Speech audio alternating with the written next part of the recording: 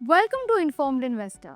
आज के एपिसोड में चलिए देखते हैं दो बड़े स्टोरीज जो मार्केट लैंडस्केप को शेप कर रहे हैं। सबसे पहले सीमेंस एनर्जी ने अपने मच अवेटेड डीमर्जर के बाद एक धमाकेदार डेब्यू किया और लिस्टिंग के कुछ ही मिनट्स में स्टॉक ने 5% का अपर सर्किट टच कर लिया। दूसरी तरफ यूएस फेडरल रिजर्व ने इंटरेस्ट रेट्स को 4.25% टू 4.5% के रेंज में स्टेडी रखा। ये चौथी बार है जब रेट्स में कोई चेंज नहीं हुआ। फेड ने अभी वेट एंड वॉच अप्रोच लिया है क्योंकि इकोनॉमिक अनसर्टेनिटी अभी भी बनी हुई है। इन दोनों डेवलपमेंट्स को डिटेल में समझेंगे और कुछ इंपॉर्टेंट स्टॉक मार्केट अपडेट्स भी डिस्कस करेंगे, तो एंड तक बने रहिए फुल पिक्चर के लिए।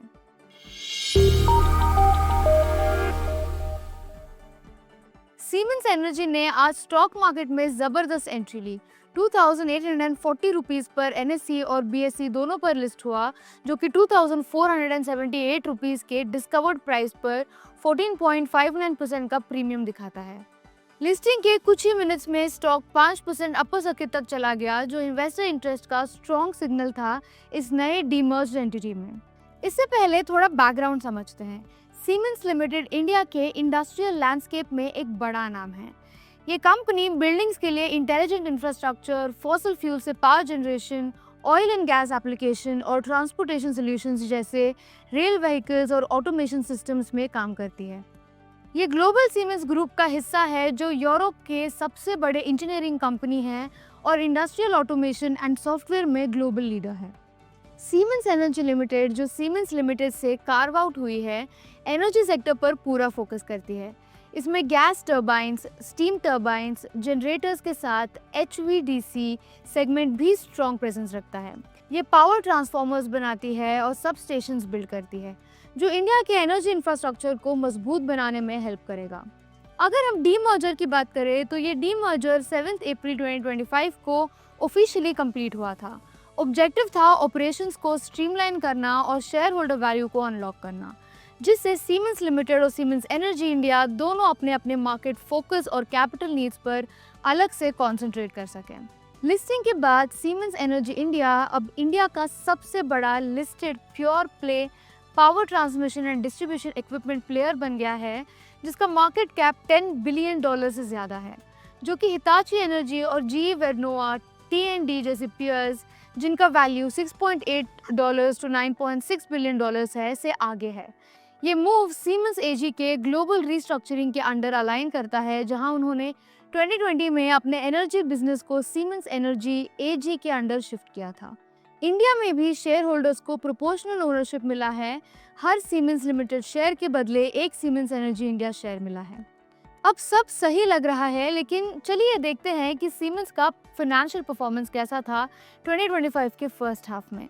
कंपनी ने 95.6 बिलियन रुपीस के न्यू ऑर्डर्स रिपोर्ट किए, जो कि पिछले हाफ ईयर से 31.7% ज़्यादा है। लेकिन रेवेन्यू 78.5 बिलियन तक गिर गए। एबिटा मार्जिन 12.1% थी, लेकिन एनर्जी बिजनेस का मार्जिन इससे काफ़ी बेहतर था। 22.6% मार्जिन रिपोर्ट की गई, जो ऑपरेशनल एफिशिएंसी दिखाता है। ओवरऑल सीमेंस एनर्जी के हाई मार्जिन्स और स्ट्रॉन्ग ऑर्डर ग्रोथ उसकी फाइनेंशियल हेल्थ को हाईलाइट करते हैं, जबकि सीमेंस लिमिटेड भी अपनी जगह एस्टैब्लिश्ड है। अगर ब्रोकरेज व्यूज देखें तो एनालिस्ट और ब्रोकरेजेस ने सीमेंस एनर्जी के मार्केट डेब्यू पर पॉजिटिव रिस्पांस दिया है। कहीं ब्रोकरेजेस ने ऑप्टिमिस्टिक टारगेट्स के साथ कवरेज शुरू की है। जेफरीज को लगता है कि सीमेंस एनर्जी FY24 से FY27 के बीच 40% अर्निंग्स कैगर अचीव करेगा, स्ट्रॉन्ग T&D पाइपलाइन और ऑपरेटिंग लेवरेज के चलते। ब्रोकरेज ने बाय रेटिंग दिया है 3700 रुपीस पर शेयर का टारगेट प्राइस के साथ। Motilal Oswal FY25 to FY27 के लिए 25% रेवेन्यू कैगर और 31% पैट कैगर का प्रोजेक्शन दिया गया है, और एबिटा मार्जिन FY27 तक 21.4% तक बढ़ने का एस्टिमेट है। ब्रोकरेज ने बाय रिकमेंडेशन के साथ 3000 रुपीस का टारगेट दिया है।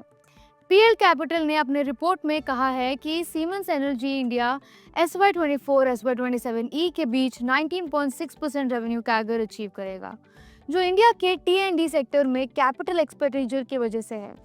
ऑपरेटिंग मार्जिन्स में 130 बेसिस पॉइंट्स का एक्सपेंशन एक्सपेक्ट किया गया है। आगे जाकर सीमेंस एनर्जी इंडिया अपने पावर ट्रांसफार्मर कैपेसिटी को 460 करोड़ रुपीस के केपेक्स से डबल कर रहा है, जो फ्यूचर डिमांड पर कॉन्फिडेंस दिखाता है।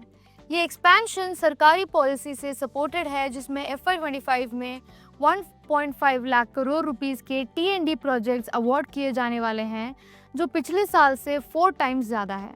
डीमर्जर सीमेंस एनर्जी को अपने कोर कॉम्पिटेंसीज और कैपिटल एलोकेशन पर फोकस करने का मौका देता है, जिससे शेयर होल्डर वैल्यू और ऑपरेशनल एफिशिएंसी अनलॉक हो सकती है। लेकिन कुछ रिस्क्स भी बने हुए हैं। Supply chain disruptions, order slowdown और टाइमली एग्जीक्यूशन पर नजर रखनी होगी।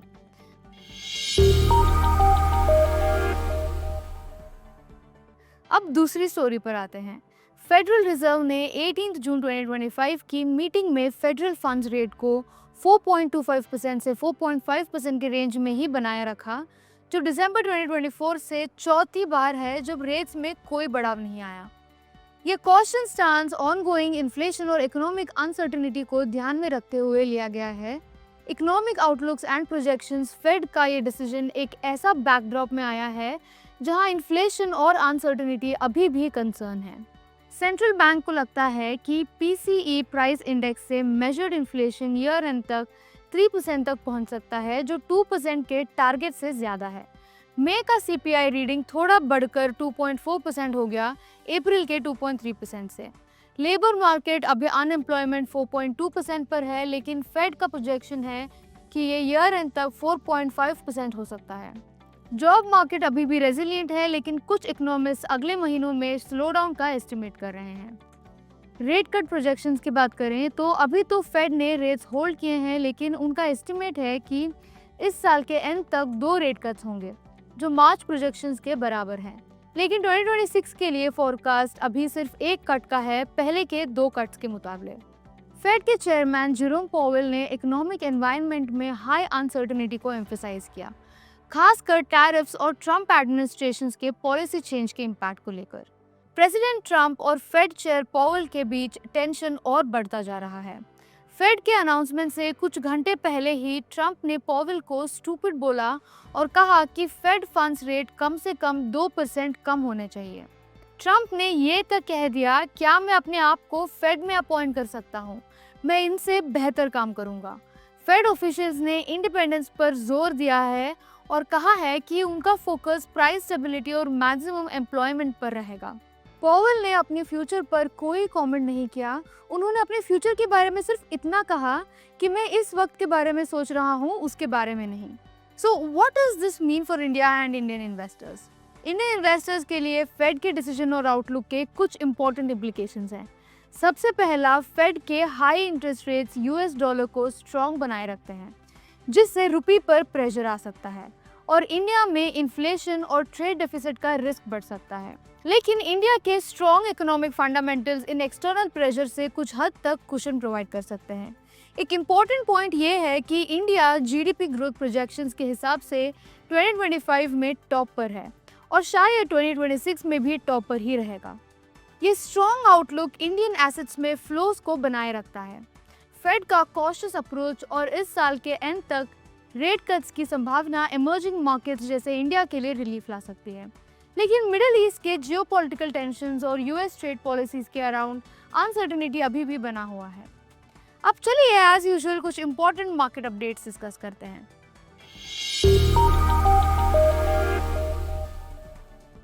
वेदांता ने FY26 के लिए 7 रुपीस पर शेयर का पहला इंटरिम डिविडेंड डिक्लेयर किया, जो टोटल 2737 करोड़ रुपीस का पे आउट है। रिकॉर्ड डेट फिक्स की गई है 24 जून 2025। साथ ही कंपनी ने अपना 1.6% स्टेक हिंदुस्तान जिंक में 3028 करोड़ रुपीस में बेचा as a part of its debt reduction strategy. Vishal Mega Mart को 20 जून से FTSE global mid cap index में शामिल किया जाएगा, रीसेंट 10,220 करोड़ के 19.6% प्रमोटर स्टेक सेल के बाद। नुआमा के एस्टिमेट के हिसाब से 950 करोड़ के पैसिव इन्फ्लोज आने की संभावना है। अगस्त में MSCI इंडेक्स में भी इंक्लूजन एक्सपेक्टेड है, जिससे 1850 करोड़ रुपीस तक के और इन्फ्लोज हो सकते हैं। रिलायंस इंफ्रास्ट्रक्चर के शेयर्स 5% से जंप कर गए जब उसकी सब्सिडरी रिलायंस एरोस्ट्रक्चर ने डसॉ एविएशन के साथ एक लैंडमार्क पार्टनरशिप अनाउंस की। पेरिस एयर शो में की गई अनाउंसमेंट के मुताबिक फैल्कॉन 2000 जेट्स अब नागपुर में मैन्युफैक्चर होंगे। ये वेंचर इंडिया को एलीट एयरक्राफ्ट मैन्युफैक्चरिंग नेशंस के लेवल पर ले आएगा, with future plans for Falcon 6 times or 8 times as well. First made in India Falcon 2000 2028 तक एक्सपेक्टेड है। लास्टली एवेन्यू सुपरमार्ट्स के शेयर्स, जो डीमार्ट के पेरेंट कंपनी हैं, पिछले 5 दिनों में 4% तक बढ़ गए, जब कंपनी ने रतन मॉल आगरा में अपना नया स्टोर खोला, जो उत्तर प्रदेश में गाजियाबाद के बाद उनका पहला मेजर एक्सपेंशन है।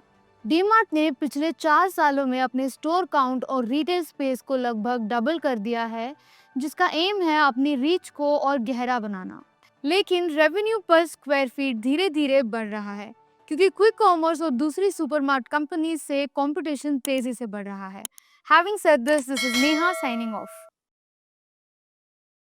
Investments in securities market are subject to market risks. Read all the related documents carefully before investing.